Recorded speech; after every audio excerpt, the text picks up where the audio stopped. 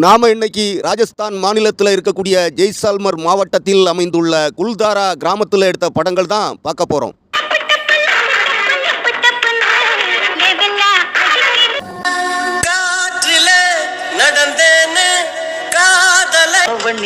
என்ன மயக்குறியே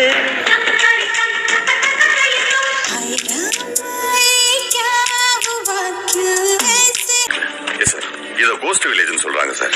இங்க ஆடு மேய்க்கிற 4